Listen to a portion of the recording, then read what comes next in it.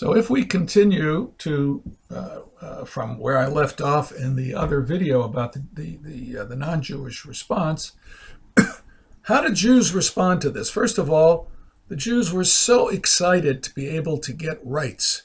They now were going to be able to participate fully, they thought, in the society around them. And they were fighting for the rights to go to school, the rights to be in various jobs. All kinds of rights were being given to them. And they were glorying that they can be just like everybody else. They will be able to have a part in this world, which they haven't been able to have up until now.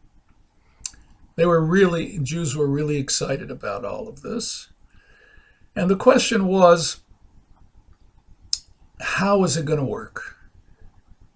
How were they going to be able to do this? And I've often thought that, there are certain possibilities in terms of the Jewish response to the invitation.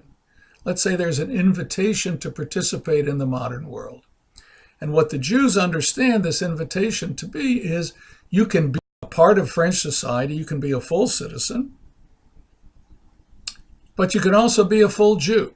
That's at least what Jews thought in 1789 or 1813 or whenever we're talking about. At least that was sort of theoretically what they thought was the case. And what you have at that point is a number of responses. One, there were Jews who, in fact, rejected that invitation.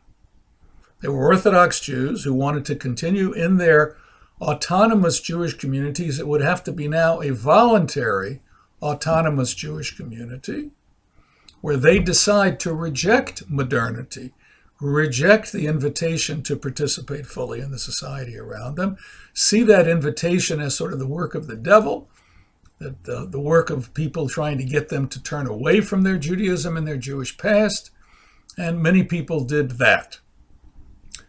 A second option was, with this invitation to participate, they would say, a second group would say, I'm going to accept this 100%. And in that 100%, I'm viewing this as an invitation for me to join your world, and I don't really need to hold on to my Judaism. Thank you very much for this wonderful invitation. Whether my name is Goldberg or Silverberg or Silverstein or whatever, I'm going to come in and I'm going to assimilate. I'm going to become absolutely a part of French society. And starting then up until now, French society understood itself as a kind of secular place. So I'm going to enter into this secular world and not hold on to my Judaism one way or the other. A historian called Jacob Katz once suggested that there was theoretically at this point an opportunity for Jews to interact with non-Jews in a way in which their religion, their ethnicity was not an issue. And he called that neutral society. So I could deal with a non-Jew in a philosophical setting, in another kind of setting, and my Jewishness and his Christianness would not be salient. Sort of like today, you go into a store, nobody really cares, and nobody talks about it, whether you're Jewish or not Jewish. Katz was criticized afterwards, say certainly in the early days, this might have been a theoretical ideal, but surely when all of this began, one's Jewishness was clear to the non-Jew, and the non-Jewishness was clear to the Jew. But that was the second option. The third option is, of course, the one which we think is the most interesting one, and that is, I want to say yes to the invitation to join the society, and yes to the idea that I can still be a Jew. And I can be a Jew fully. So the question is, how do you do that? How do you do that? What do you have to do? You have to give up some things to do that? And I would suggest that that question is still present. That question is still present for me. That question is still present for lots of people. All right, what does it mean for me to be a full participant in this society when, we have Orthodox Jews who have been in the government, Joe Lieberman, But he also made some adjustments to his own lifestyle.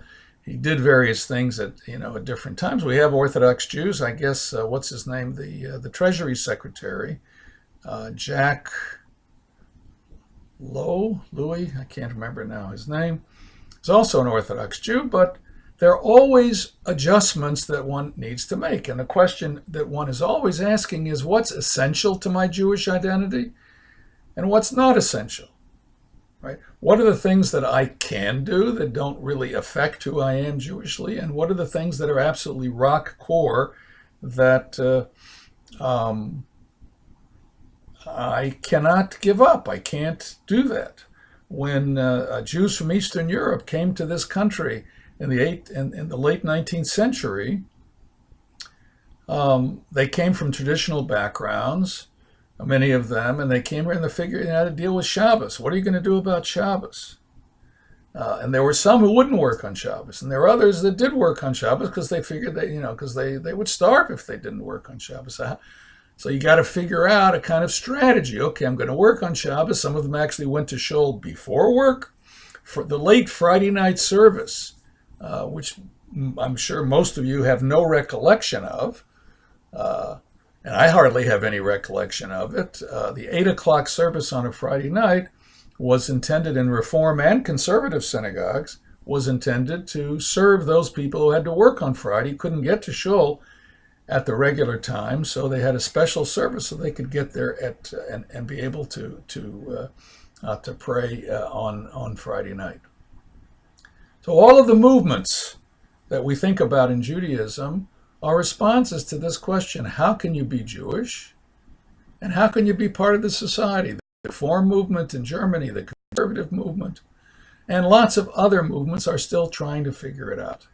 And as I said, it seems to me that there's no full answer to these questions.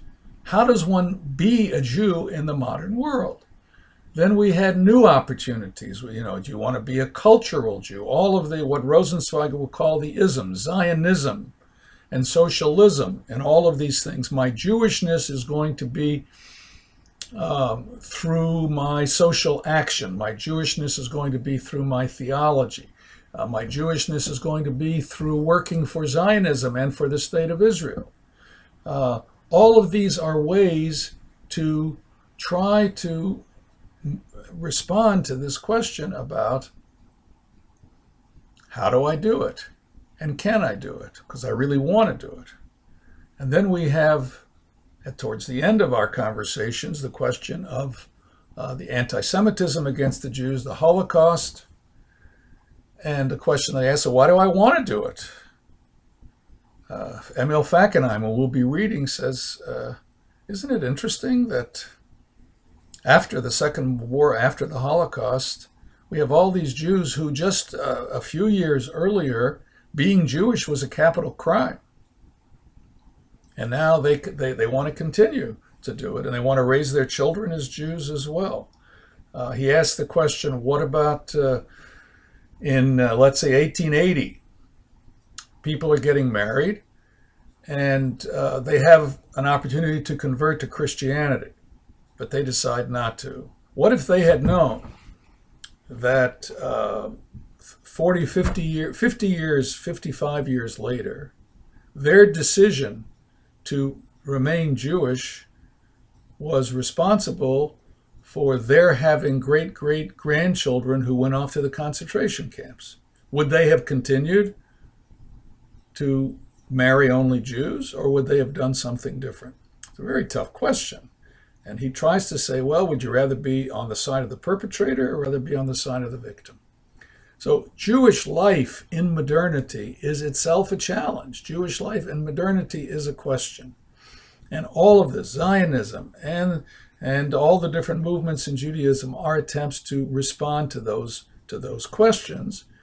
And I would say very few reject the society around. Even the ultra-Orthodox, as we see in their behaviors, while they reject participation in the community, in the society around them, they certainly do not reject the potential benefits that they can get from the tax system, from the educational system, from all kinds of other things. They also don't reject for the most part, the technological stuff that helps them get their message out to others. So with this as a background, you'll be able then to look at the materials that I've prepared. At this point, just the first week's worth of materials that look at Mendelssohn and look at the Napoleonic Sanhedrin. That I really have spoken about. Then we'll talk about Franz Rosenzweig, Abraham Heschel. We'll talk about a little bit about Zionism, looking at Ahad Am and Theodor Herzl, a little bit of Emil Fackenheim. It's a whole lot to compress into a few weeks. I apologize for that, but I just felt the need that we really, that in a certain sense, like I said before, you can do it. And I think that having this powerful background that you got from a biblical, rabbinic, and medieval philosophy, you're going to help propel you forward in understanding this. I've also given the assignment for this last part of the course, which is to write a paper on one of the various aspects of the challenges of modernity.